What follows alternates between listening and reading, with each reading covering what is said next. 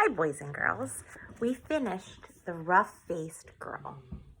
This is a retelling of the Algonquin Cinderella, a Native American tale. Can you think of some things that you could compare and contrast between this story and the Cinderella version that we're used to reading? In this story, it's kind of sad in the beginning how she's treated again by her family and her stepsisters,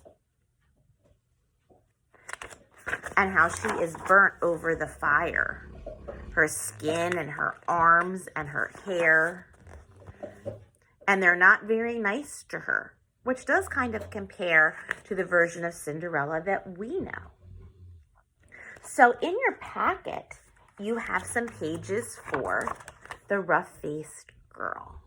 What are some traits that would describe her?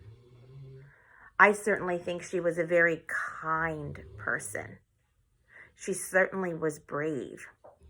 She wasn't selfish like her sisters. Even when the father didn't have enough extra jewels and beads to give her, she used broken shell pieces to make that necklace.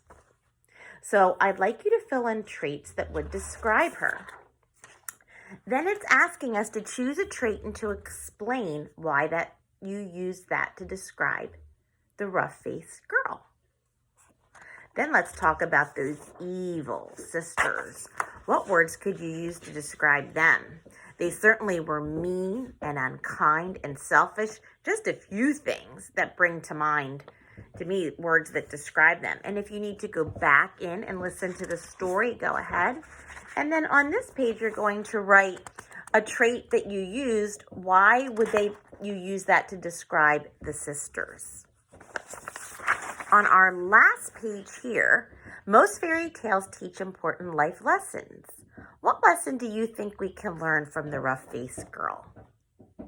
Do you think there was a lesson in the rough-faced girl, something that we could learn from that story?